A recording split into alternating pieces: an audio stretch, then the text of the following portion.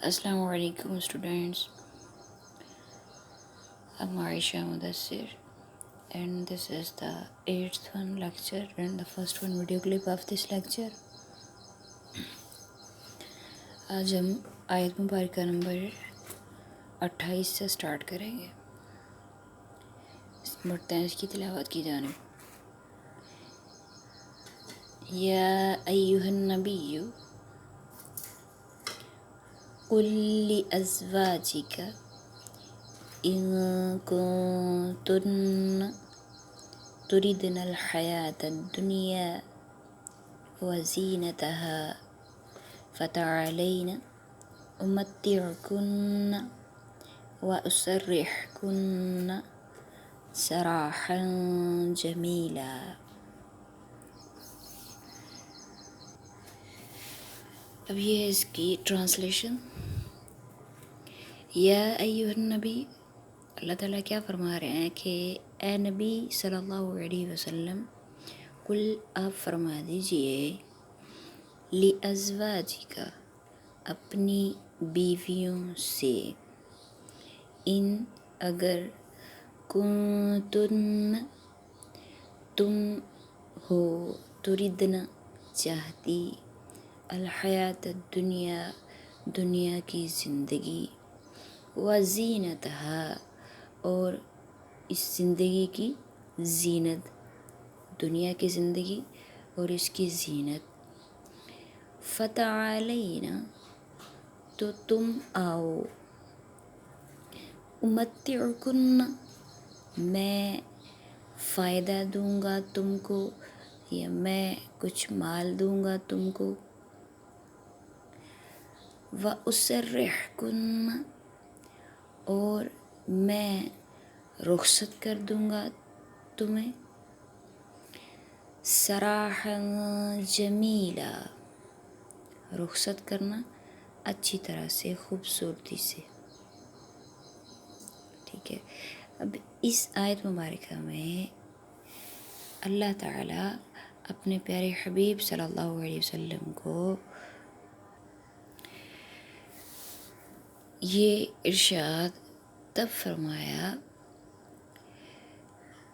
اس کے پیچھے ایک واقعہ چھپا ہے جب یہ آیت مبارکہ نازل ہوئی. اب ذرا ملاحظہ فرمائیے گا کہ کس طرح کی زندگی ازواج مطہرات گزارا کرتی تھیں.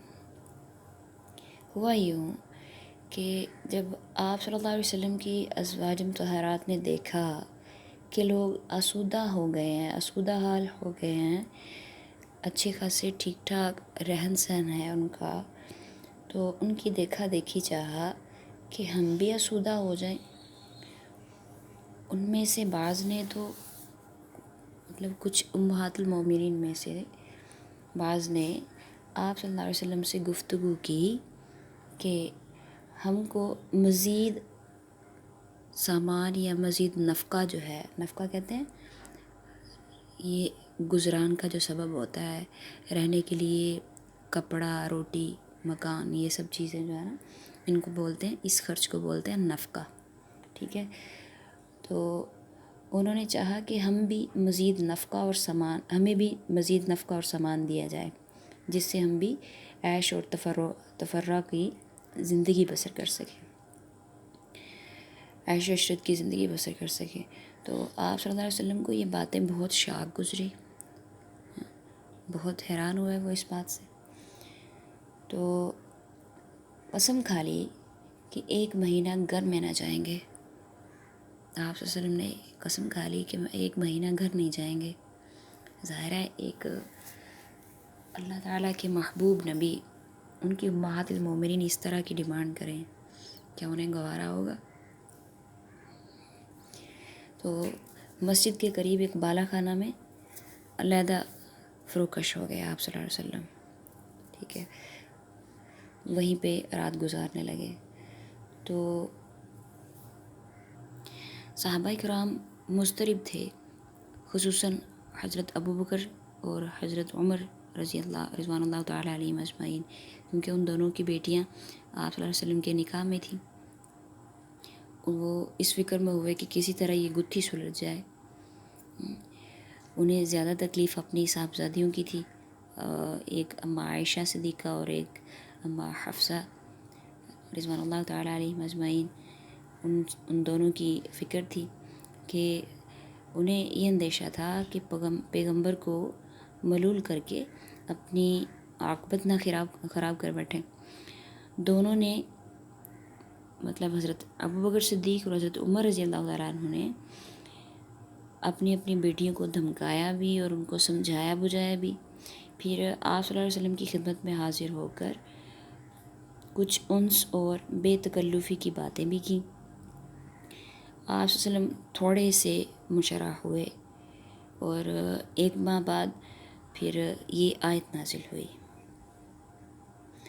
یہ آیت تخیر اس آیت کو بولتے ہیں. اسی آیت تخیر نازل ہوئی کیونکہ ایک منتھ ہو چکا تھا آپ صلی اللہ علیہ وسلم علیحدہ گزارا کر رہے تھے، گھروں کو نہیں جا رہے تھے. ساری امہات المومنین میں کسی ایک کے حجرہ میں بھی نہیں تھے جا رہے. تو پھر جب یہ آیت گزری تو اس آیت میں دیکھیں صاف صاف واضح اپنی ازواج سے اللہ تعالیٰ نے یہ بات کرنے کے لیے حکم دیا کہ دو راستوں میں سے ایک کا انتخاب کر لیں. یا تو دنیا کی زندگی اور اس کی زینت کو اگر چاہتی ہیں تو اس کی طرف آ جائیں، اور اگر ایسا ہے تو پھر یہ ان کو اس اقدام سے گزرنا پڑے گا. ٹھیک ہے، وہ اگر دنیا کی عیش و عشرت اور امیرانہ ٹھاٹھ باٹھ چاہتی ہیں تو ان سے کہہ دو کہ میرے ساتھ تمہارا نباہ نہیں ہو سکتا. اگر ایسا کرنا ہے، آپ نے دنیا کی زندگی چاہنی ہے تو پھر آؤ، فتعالین، پھر تم آؤ کہ میں تمہیں کچھ دے دلا کر مطلب جو کپڑوں کا جوڑا جو مطلقہ کو دیا جاتا ہے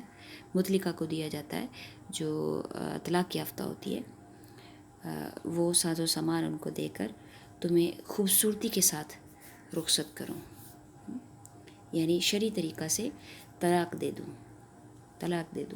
اور اگر اللہ اور اس کے رسول صلی اللہ علیہ وسلم کی خوشنودی اور آخرت کے اعلیٰ مراتب کی طلب ہے تو پیغمبر کے پاس رہنے میں اس کی کمی نہیں ہے. جو آپ صلی اللہ علیہ وسلم کی خدمت میں صلاحیت سے رہے گی، اللہ تعالیٰ کے یہاں اس کے لیے بہت بڑا اجر تیار ہے. اس سے زیادہ کیا ہوگا کہ جنت کے سب سے اعلیٰ مقام میں پیغمبر علیہ الصلوۃ والسلام کے ساتھ رہیں. اب اس آیت کے نازل ہونے کے بعد آپ صلی اللہ علیہ وسلم گھر میں تشریف لائے. سب سے پہلے اماں عائشہ صدیقہ رضی اللہ تعالیٰ عنہ کو حکم سنایا. انہوں نے اللہ اور رسول صلی اللہ علیہ وسلم کی مرضی اختیار کی. پھر سب ازواج نے آہستہ آہستہ جن کے پاس وہ جاتے رہے ان سب نے ایسا ہی کیا. دنیا کے عیش و عشرت کا تصور دلوں سے نکال ڈالا. آپ صلی اللہ علیہ وسلم کی ازواج سب نیک ہی رہیں. لیکن اللہ تعالیٰ قرآن مجید میں صاف خوشخبری کسی کو نہیں دیتا، کسی امہات المومنین میں سے کسی کو بھی نہیں دیتا، کیونکہ ایسا نہ ہو کہ کہیں وہ نڈر نہ ہو جائے. اور خاتمہ کا ڈر جب لگا رہتا ہے نا، یہی بہتر ہے. آگے ان عورتوں کو خطاب فرماتے ہوئے جو آپ صلی اللہ علیہ وسلم کی معیت اختیار کر لیں تو ان کا درجہ اس نسبت کی وجہ سے بہت بلند ہے.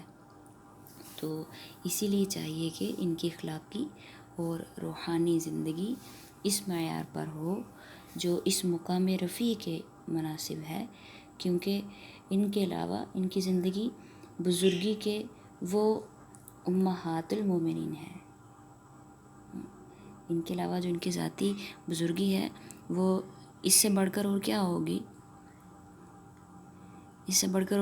ان کی ذاتی بزرگی کہ وہ پوری امت کی امہات ہیں. اور مائیں اپنی اولاد کی بڑی حد تک ذمہ دار ہوتی ہیں. اسی لیے لازمی ہے کہ ان کے اعمال اور اخلاق امت کے لیے اسوہ حسنہ بنیں. ٹھیک ہے، اس چیز کو، اس پوائنٹ کو ذہن میں رکھتے ہوئے اللہ تعالیٰ نے یہ امہات المومنین کے لیے یہ حکم صادر فرمایا۔